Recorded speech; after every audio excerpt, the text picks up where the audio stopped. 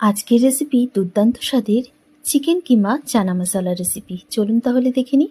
আমি সারা রাত্রির কাবুলি চানাকে ভিজিয়ে রেখেছিলাম, আর এবার একটা প্রেশার কুকারে কিছুটা জল দিয়ে নুন, হলুদ আর 3টে আলু সেদ্ধ করে আমি প্রেশার কুকারে 4টে সিটি দিয়ে দিয়েছি। ওটা কিন্তু সেদ্ধ হয়ে গেছে। এবার একটা কড়াইতে বেশ কিছুটা সর্ষের তেল গরম করে তাতে গোটা গরম মশলা ফোড়ন দিয়ে দিলাম, আর দিয়ে দিলাম মিডিয়াম সাইজের 2টো পেঁয়াজ। পেঁয়াজটা একটু ভাজা ভাজা করে নিয়ে একটা টমেটো কুচি দিয়ে আবারও টমেটোটাকে ভালো করে সেদ্ধ হওয়া পর্যন্ত ভেজে নিচ্ছি। আর এখানে দিয়ে দিলাম প্রায় 3 চামচের মতো আদা রসুনের পেস্ট, আর পরিমাণ মতো দিয়ে দিলাম জিরে গুঁড়ো, ধনে গুঁড়ো, লঙ্কা গুঁড়ো আর হলুদের গুঁড়ো, আর সাথে নুনও দিয়ে দিয়েছিলাম পরিমাণ মতো। আপনাদের দেখানো হয়নি।